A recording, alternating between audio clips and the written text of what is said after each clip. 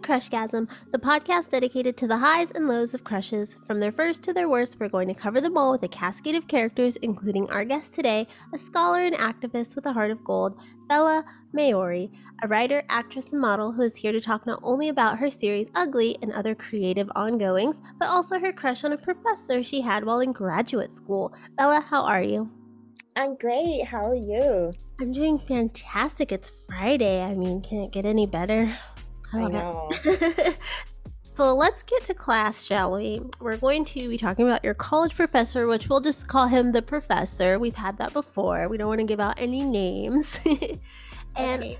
I think that crushing on a teacher is I think it's normal. I mean, we see our teachers X amount of time a week for at least an hour at a time, and feelings are bound to happen at least every once in a while in our educational journey. However, was this like the first and only time you've crushed on an educator, or was there someone maybe elementary, middle, high school? This was the first time actually, and it was surprised me. I was like, because this particular professor it's not like a physical attraction, it's like more of intelligence. I can't remember the name of that when people are attracted to intelligence. Is it sape I don't know, something sapient, or I don't know, Sapiosexual? yeah, or something like that. Yeah, I think that's what it is. Like I think it's the intellect.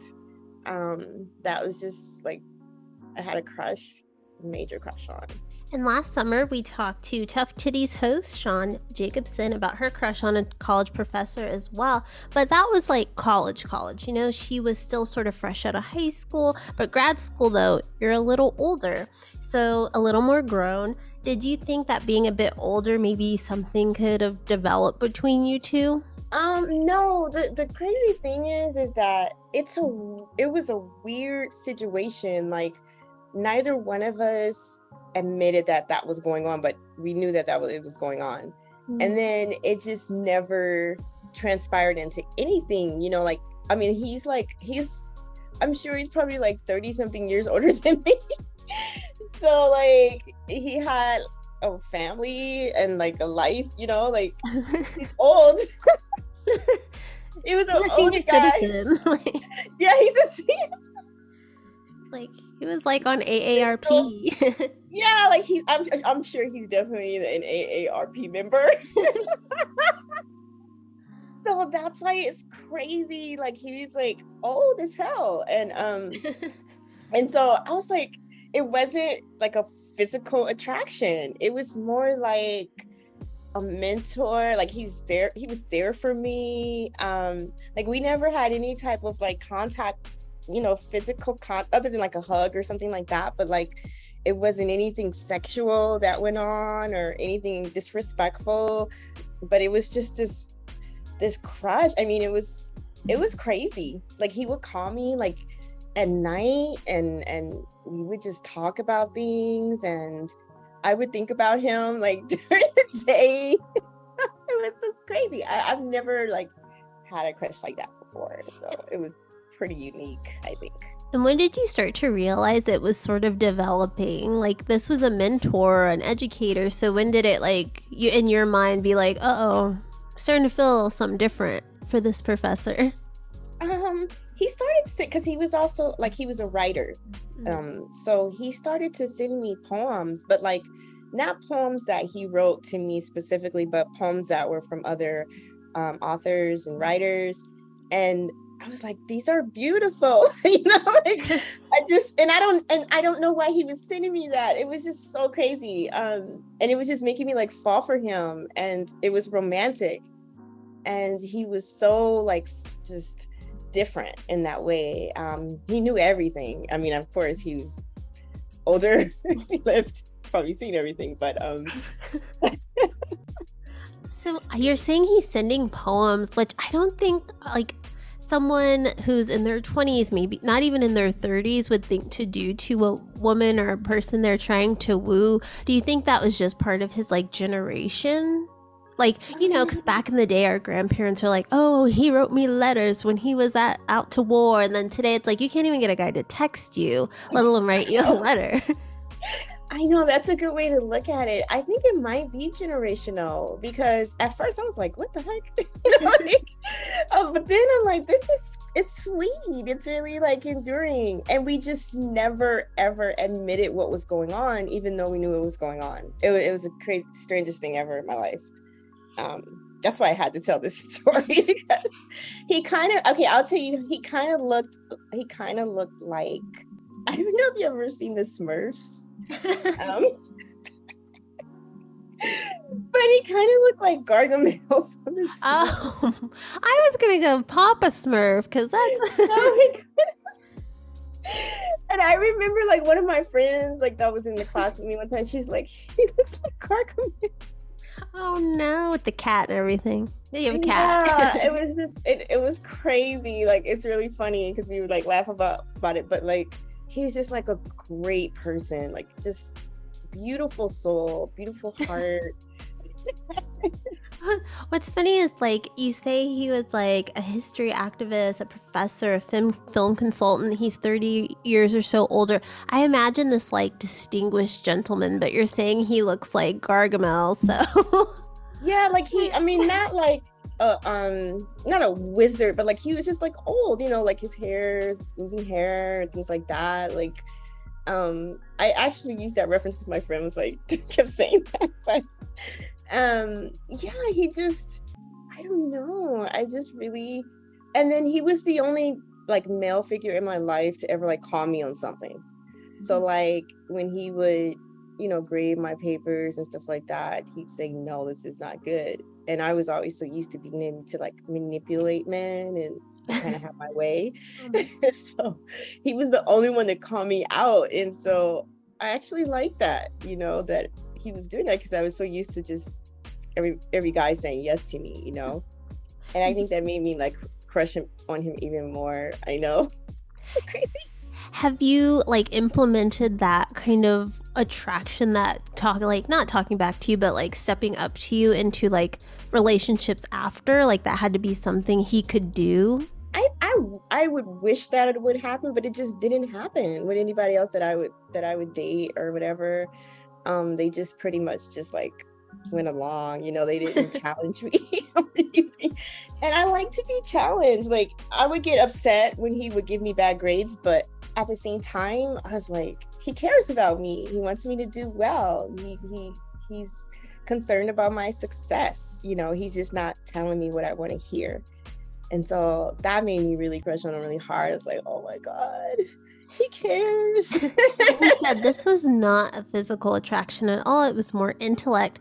Have you been someone who has leaned towards the more bookworms even when you were younger? That it would be surprising because you're this like beautiful woman. You're saying these, you're easily they don't say no to you, so you can get like these cool guys, I imagine. But do you like the nerds? I actually like bad boys. That comes up I know it's my weakness. I think because I was like this bookworm and still am, and this geeky girl, that the cute guys didn't really pay attention to me in school because I was geeky. So as I got older and I kind of grew into my womanhood, I started to like go after, bad boys. I just liked them. They were fun, adventurous, and you just never knew what was going to happen next. And so, but I think I'm trying to think if I always like guys that were intelligent. But this crush was the first time I ever was like, oh my God, I feel like I'm in love with him. Wow. Who were some like famous bad boys you've liked? Method Man. The guy from the rap group. What's the rap group? Wu-Tang. Wu-Tang, yeah. He's like, oh my God, as a kid I had like the hugest crush on him. And then the professor was also a lot older, as we've mentioned. Has that also been something? Was this kind of the first time you went for someone so much older, or maybe like you have like older guys? Because there is an attraction there. Mm-hmm. Yeah, he was actually the oldest I've ever had a crush on. Yeah, that's why I was like, is it real or is it just, because I couldn't figure out what was going on. I'm like, is he just being nice to me or what's happening here? It took me a while to kind of figure out, okay, I think there's some type of attraction that we have, but we can never act on it. It's just gonna be a crush, or it's gonna be admiration, or whatever. And then when I found out that, well, he told me he loved me before. Oh. Yeah, that was crazy. But like, even when he told me that, because he told me that when I was kind of like in distress about something, but I thought it was more like, oh, I love you as like, you're a good person and we've been through so much together, student and professorship relationship. But then it was like, what does that mean? I was like asking my friend, like, what does it mean? What, do you think he's in love with me? It's just crazy. I mean, that is wild. I've had a friend who actually, she's married to her former professor. Wow. So it can happen. That's insane. Like, I thought about that. I was like, I even told my mom, I was like, if he wasn't married, I'd probably marry him. Oh my God, you were shopping for rings, there was dresses. I would so marry him, even though he probably couldn't do anything for me, like physically. Some relationships are like that, Yeah, I get it now. Like, I never understood those types of relationships before, but after experiencing that, I get it. It's not always about like the physical, it's not always about, just sex and all that crazy stuff, but it could also be like you just really genuinely love and care about a person. In other ways, their heart, he was kind of like a father figure as well, so like it was just a lot of things going on. I've never forgotten him. And I mean, he was also in the entertainment business like yourself, an activist and scholar, and your mentor. Were you inspired at all by this crush to pursue these avenues yourself? I think I was already pursuing them when we met. And then it just, when I found out that he was, had did all that activism throughout his career, it was just blew me away. And it really made me want to pursue mine even more. So yeah, he was a big factor in my activism and how I approach scholarship, just all those things. He really changed my life. I don't even know if he knows how much he did, but I never confessed to him that I had a crush on him. I mean, what do you think he would have done? You said it wasn't physical, so I mean, I can't imagine a lot of students have come his way like that. So maybe he would have been pretty like that's awesome. Yeah, I don't know. I was always scared because I wanted to be respectful. He was married, and I never wanted to cross those lines, and so I was always afraid. I said, I'm not going to do that, even though I know it's clear what's going on here. It was just like an unspoken like love or something, it was really beautiful. It was like unrequited crush, love, whatever you want to call it. But yeah. And you said the crush came to an end after about 2 years. Like, why is that? Did you graduate and move on? Did you change class? I graduated and moved on, and we just kind of like we kind of talked a little bit after, but like it just sort of faded out. And I think he went and moved to, he moved to another country to do work. I can't remember what country he moved to, but he left. And so I would just like look at his stuff on Instagram, like his travel photos and stuff like that. I know that seems kind of stalkish. I wasn't stalking him, but I was just like wanting to see what he was up to, and it just kind of faded out, Out of sight, out of mind sort of thing. Now, but let's say you two he wasn't married. Let's say you got divorced in between, when you knew him, and you two started something up once you graduated, of course, and you were still together today. How do you think your lives would be like today as two scholars working in Hollywood?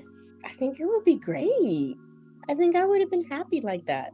I've thought about that like a long time ago. I was like, I wonder what would have happened, but then he might not have wanted to marry me. I don't know. I just will never know what his story was about it. And then what if like I'm not the only girl that that happened with. I also thought about that. I'm like, Mhm. what if he's like this serial crush guy, like serial, like maybe he does this with a lot of his students, but I just don't know. I also thought about that possibility as well. Mm. Yeah, it's crazy. Well, hopefully you guys would have ended, in a perfect world, fantasy land, you would have ended up together. He could have consulted on your projects. I know, he was so great. But then he had, like I told you, he would like check me sometimes. He would straighten me out, and I like that. And I mean, that'll make the projects even better. Yeah, that little give and take. Yeah. So now it's time to switch gears. We're going to talk a bit about what you have going on, which you have a lot going on. You're a busy woman, which is always good. We're going to start with being a freaking centerfold. Has that like always been something that's like on your vision board? You said you grew up pretty geeky. I can imagine like being a centerfold maybe wasn't on your mind at high school age. No, absolutely not. I never thought like like I said, I was just geeky, a little buck tooth girl. And then I got braces and I had glasses and skinny. I hung around like the theater kids and the skateboard kids, and like I never in a million years would think that this would be my life right now. Like I never looked at myself like that. I just wanted to write. I was like the hopeless romantic girl who was writing guys poems that didn't like me. And I was like, I would just write the poems and they'd be like, oh hell no. And then were you also giving poems like the professor? I was, because I've always been a writer, and so I was terribly shy. I was afraid of like everything, and that was one way that I expressed myself. And so if I liked the guy, I maybe write him a letter, put a poem in it or something like that, and he would just like, oh no. That's so brave though. I know. I cannot believe I used to do that. I just can't believe it. I have one situation that I'm horrified by it now, but like there was this guy that I crushed on, I think when I was 18, and he was like 30, and I thought that was so like, oh my god, he's so experienced.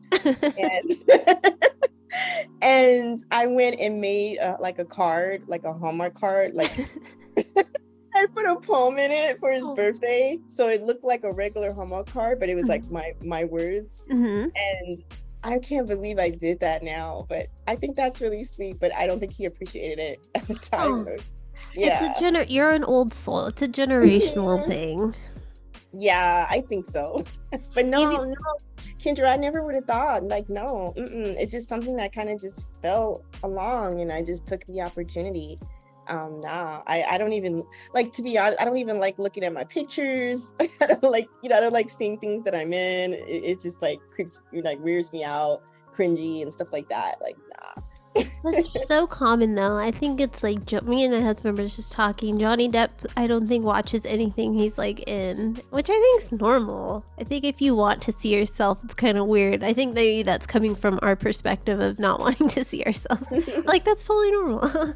I think also too, I've always found, and I know this is so weird because my whole career is about like people just looking at you and pictures and films and movies and all this stuff, but I always found it to be kind of like narcissistic to do that, like to just want to have everybody look at you. And so I never really liked that aspect. That's why I don't like social media, but like my publicist makes me have one, and I can't even avoid it. I have to have like all this social media, but I don't like it. I was just talking to a rapper about his Disney Channel crush, Tristan Davies, and he's a young guy, 20-something, and he said if he didn't do music, he wouldn't have social media. It's just like something that goes along with the game, and we were talking about that. So I get that. I was very against social media. I was just talking to my husband about MySpace and how I was like, oh, my friends had it at the time, so I had to get one, but I didn't put my picture on it. I made this like little character and put the character's picture, but it was, I acted on it. But yeah, I did my like senior thesis on social media and its effects back in like 2009. So it's grown so much since then. Yeah. Oh my God. That's so amazing that you did that. I mean, did you talk about like what are some of the things that you talked about in terms of like the effects of it? Because I wrote a short script about the effects of of social media. So I'm just interested in like what areas did you cover in your production? Well, it's been a while, but the one thing that I do remember was like social media pictures, like MySpace at the time, and advertising. Because if you notice in a lot of advertising, women are broken down into body parts. Like they'll show the legs, they'll show our arms, they'll show like our chest. And social media at the time, even, well, more than, MySpace was so focused, like girls would kind of just do these really sexual pics where it was just showing bits and pieces of themselves. And I found it really interesting how it kind of tied in, like we're just advertising ourselves in the same way. Yeah, I understand. I remember that era. Like, I was really young, but I still remember, like, remember the duck lips and Oh, yeah. the duck lips. How can you not forget, right? The duck lips were just crazy, and like those angles where you could see like you're like just showing your bra in your stomach, or that's interesting. Yeah. Let's talk about another project you have, which is Ugly, which I'm very interested in. It's something you wrote, directed, and starred in as Zuri, an actress dealing with not only the aspect of her career, but colorism in entertainment. Has that been something you faced in your career and life growing up? Absolutely. It was something that I faced in my family growing up, and also going through school, being darker skinned Black girl. And that was considered like you got teased, or you weren't considered pretty. That was considered to be ugly. And then as I, went through college and I got older, I got into the industry, and then I realized that those same things were going on, like missed opportunities, or, you're put in the back because you're darker. And then the lighter girls are put in the front because they're considered more attractive. And I experienced things like that, being on music video sets, and I won't name who they are. But I've experienced, situations like that where I was treated poorly because I didn't have a certain look. I wasn't light skin, or my hair texture, having 4C hair, all these different things that, you can't even control, and which I think are just beautiful features, are for some reason, they're not the norm in the industry. They're not considered beautiful. I mean, I think some of that's changing now a little bit. I've seen a little bit more inclusiveness in that way, but there's still like a long way to go. And it was just, I called it's just ugly. It's the ugliness of the way that people are treated when they are darker and they don't get opportunities. Ugly for the way that girls feel when they are treated that way. And just the whole situation in general is just ugly. And so I thought, like, why not use that word, because it's so multi-dimensional. And, to just have people thinking, like, what does it really mean, to be ugly? Like, who's the gatekeeper of that word? And so I think ugliness and the word and colorism are aligned in a way where a lot of Black girls, feel bad. Like, I know that I used to see stories, and I think maybe during the pandemic, or maybe right before the pandemic, where certain girls would post stories on their TikToks about how they weren't allowed in certain sections of rappers at the club because they were too dark, and they would just say, no, you can't come in here, and things like that. And so I was like, oh my God, I was like, this is why my work is so important, because these girls are going through all of these things, and it's beyond their control. You can't control like your skin tone, or you can't control that. I think, and to be honest, like, I think those girls are beautiful. Like, all women are beautiful. It doesn't matter what skin tone you are. So I don't know why there's this thing, happening, but I'm so glad that it's well received, and people are like, seeing that this is an issue. And I'm just hoping that it opens up dialogue for more change and more inclusiveness in the industry. On the show, are you going to address like colorism in other races as well? Because I feel like it's big in like the Indian culture too. Yeah, I heard about that. And even in Asian culture, I mean, it's because I've talked a lot about it, and I was finding out that it's I mean, in Indian culture and Asian culture, and like it's just almost worldwide, you know. No, I think with mine, I'm just gonna deal with just in the African American culture, because it's kind of like my story and how I view it through the lens. But I'm glad that it opens up the conversations for other you know, cultures and ethnicities to talk about their own struggles with it as well. But yeah, ugly will only cover just African American struggle of the girl that's going through all of those things and what it does to her. And other than the Aunt Viv situation on The Fresh Prince of Bel-Air, which is infamous for replacing Aunt Viv with a lighter-skinned actress, are there any other instances in TV or movies where you felt colorism was at play? Yeah, I do. I don't know if it's just my like tinfoil hat tingling of conspiracy theories, but I've noticed that a lot of the like maybe commercials or shows where they have like they want to be inclusive and have diversity, so they'll say, okay, we have a Black girl, but the Black girl is light, almost white, and then but her hair is curly and like 4C hair. And I'm like, that's so crazy. Like, why can't they just get a dark-skinned girl with that hair? So I've also seen it on, they'll take like a Caucasian girl and make her hair look like that. I'm like, this is bizarre. You know, like, and they just check off a box like they did. Yeah, like, okay, yeah, that's diversity. You know, yeah. I like, I'm maybe I can ask you after, you know, we finish our session here, maybe you can start looking at some of that, like look how they're using that, because I'm like, it just can't be me seeing this, you know. But now I'm seeing like, yeah, they're replacing, you know, maybe darker skinned girls that naturally have 4C hair with like different races that are ethnically ambiguous, but they're making their hair look like that so that they could say, okay, yeah, this is diversity.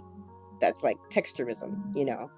And so that's one way that I've seen what's been going on, that I'm like, kind of raising an eyebrow. I don't want to throw Mindy Kaling under the bus, but on Never Have I Ever, her Netflix series, they have a character, Fabiola, who is Black. Maybe she's like Afro-Latina, and she's very light-skinned with curly hair. And you would kind of just think she is very ambiguous in her race because she is very light-skinned. And not until I saw her mom was I like, oh, okay, she's somewhat Black, I guess. Yeah. So because I even know what they do, like, and oh my god, Zendaya is like my favorite actress. Oh my god, obsessed. Like, I love her because she doesn't care. Like, she's like, okay, I'm Black, or this is me, you know, however she wants to identify. But I noticed that, you know, they'll have her, even in Euphoria, they'll have her hair in like its curly state. You know, it's like kind of, you know what I mean? Like, it'll be. Well, Rue is a hot mess. I don't think she's. Yeah, I know. Like, I know, right? She's a drug addict, but then, you know, I'll see like, I've seen her in other things where they're kind of like in Spider-Man, and how, you know, they just want to like prove like, yeah, we're doing diversity, and she even called it out. She's like, why aren't you guys hiring dark-skinned actresses? You know, I think it was an article that I read a little while back where she talked about colorism, and how she said she knows she gets more opportunities in the industry than darker skinned actresses because of her skin tone. And so I really like her because she's a big advocate for that, just bringing it out there, you know, and letting people say like, hey, yeah, this is going on, because sometimes there's a lot of gaslighting, and you're like, I know this is going on, but they're trying to make it seem like it's not. So I think Ugly helps to maybe, you know, shed a light onto that as well. Like, yeah, this is true. And as for Ugly, like, where are we? Can we watch it somewhere? Is it being shopped around? Yeah, well, at first it was a test pilot, because I didn't even think like anyone would even watch it, to be honest with you. Like, it just surpassed my own expectations. And so I submitted it to the film festivals, and it's won like 7 awards through film festivals, 1 nomination. It was just in the semifinals like a week ago in another film festival. And so I think what I want to do is turn it into a film, because at first I was going to have it be a series, but after trying to kind of shopping it around and trying to just get it picked up for the last 2 years, I think the way I want to go with it is just turn it into a movie at this point. So that's what we're going to do. Well, Netflix, are you listening? We already kind of crapped on Never Have I Ever, but still, this is what you could do. Yeah, Netflix. Yeah, we really want to we want to turn this into a film. Yeah. So I've been in so many business meetings, it's just been crazy. But I'm happy that it's being recognized in the film festival circuit, and people are seeing that the message, and I'm just in awe of how it's been, accepted and appreciated. I never thought it would even go this far. I just sit here and I'm looking at my trophy like, woo! That's great. Yeah. So. And I mean, we talked about representation on screen, but behind the scene, only in recent years, I feel like Black women have gotten kind of more say. We have Shonda Rhimes, Issa Rae, Miss Abbott Elementary over there. She made Emmy history this year with like 3 nominations. With that, like, who are some of your creative muses? Oh wow, yeah, Issa Rae, I have to give it to her. Like, she started from like a YouTube show. I think it was called The Awkward Black Girl, and she just, went on from there. And I like how, because you are too. I'm an LA native, and just telling those stories through the lens of a Black girl that's just from the hood. We fall in love. All these other things that are going. So it's her, and also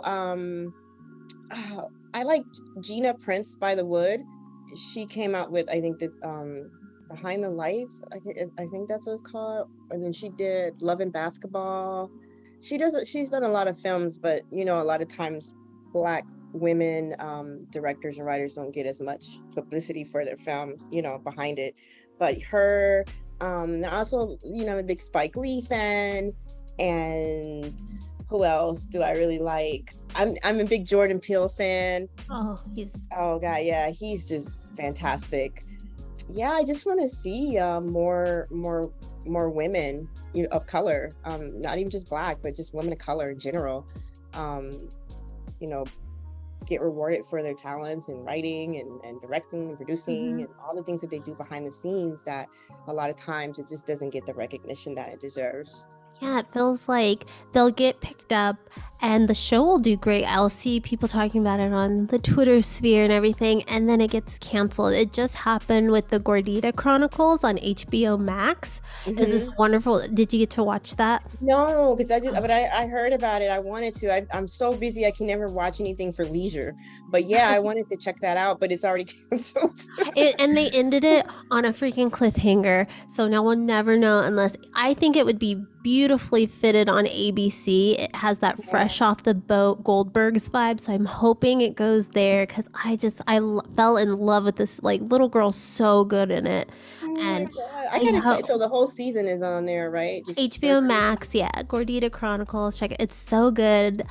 I can't believe it didn't get picked up, but you know what, Kendra? Another thing I wanted to say is, like, when I noticed that over this last couple of years, when I've been trying to, shop ugly around, one of the big things that is problematic is that some of the meetings that I was in, they're like, okay, well, we'll pick you up, but you have to change this, you have to change that. And they wanted me to water down the message of what I want to say. And so I was like, no, like I passed up a really good opportunity that I could have got picked up, but they wanted to change the whole thing. And I was like, I just didn't want to do that. I wanted to stay true to what Ugly was set out to do. And yeah, that's one of the biggest problems, I think, for Black or just women of color, writers, directors, producers, is that they want to change your vision to be like a watered down version of what you want to say. And I just could not sell it out like that. Do you think it's because they think no one's going to be able to connect with it, so they want to water it down to a more universal level? Even though I feel like I would watch that show and totally get the point and get the message. I've been there. That's a good point you bring up. It could be that. That could be one of the reasons why. Like they're scared to take a chance on like a Mhm. niche, but it's not really that niche. It's like how many black women how many women have experienced this in the world, you know? Yeah, it's like the ugly elephant in the room that nobody wants to deal with, even though that they know it exists. I don't know if you know, of course you probably know Viola Davis, but Mm-hmm.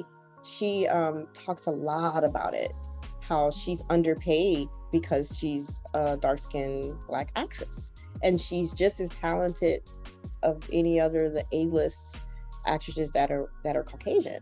And so yeah, and it's really sad because I'm like, dude, I could really like sell this out right now, but I just cannot do it. I have too much integrity. I can't do it. This is like my baby, you know. I put my heart and soul into it. I have to stay true to this message, and so sometimes that means you miss out on a lot of opportunity. But then in the end, I think if you do succeed the way you want it to, it makes it all so much more rewarding. Mm-hmm. Is this something you're going to be shopping around or talking about when you're at the X3 Expo in Hollywood coming up in January? I doubt people will probably be caring about ugly when I'm there because that's a completely different industry. Yeah, I saw it's like, I looked at the site and it's like a little bit of a sexier kind of convention. Yeah. I was like, I'm used to like Comic-Con, so I was like, okay, this is more sexy. It's so funny. You know what I meant to tell you, Kendra, is that earlier we were talking about the crush. So my crush had no idea, like I had a double life. He had no idea that I was doing any of these things like that I was doing, other than like scholarship, you know, stuff like you know, things have to do with you know, school and all that. So I was completely like living a double life. I was so scared that he was gonna see me like naked or like. Hey, that might have made things speed along though. He might have left his wife. Well, no, I was always in fear, and I used to tell my friend, I'm like, dude, I wonder if he knows. He's like, no, he doesn't know. He doesn't know. I'm like, I don't know if he knows. And so as we get back to X3, that's like, I'm going to be promoting like the Playboy Centerfold and all that. So that's a whole different industry. So I probably won't be talking too Slide much it in. about ugly. Yeah, I might slide it in, but I doubt they would care at that point. Yeah, so there you'll just like do signings, pictures, stuff like that. Yes, just like merch and people that want fans that want to buy merch and photos and stuff like that. So you're in magazines, you're working on ugly, appearing at conventions. Do you have anything else in the works that we can look out for?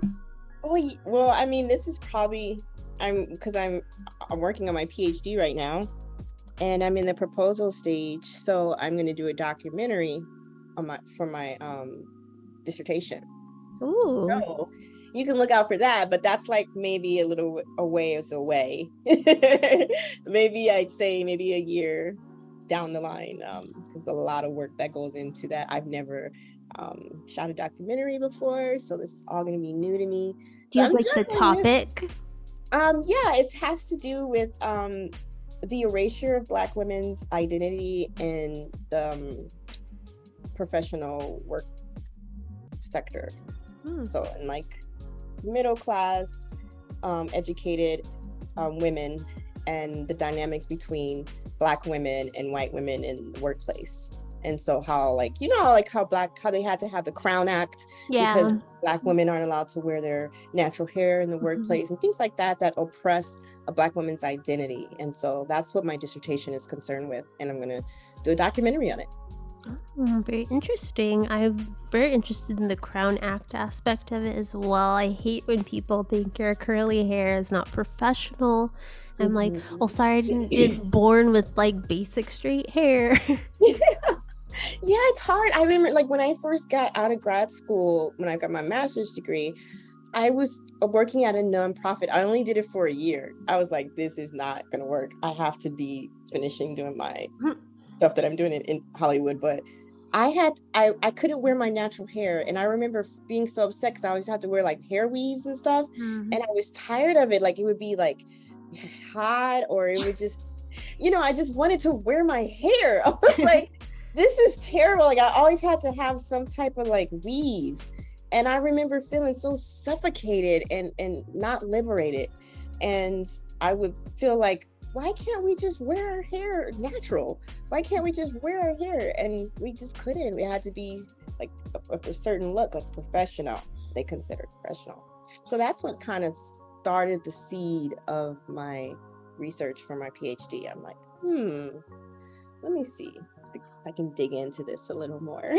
Well, that sounds really exciting. I hope it goes well. I know that if working on your PhD already sounds stressful, but then you have to do this project. Oh my God. It's a lot. Yeah. I'm like, dude, I'm having a panic attack. Well, I will end with asking you something really easy. No more stress. Can you tell people where they can find you online? Yeah, sure. I'm all over the place. You could just Google Bella Maori if you want, or you can just, my Instagram is bella.maori,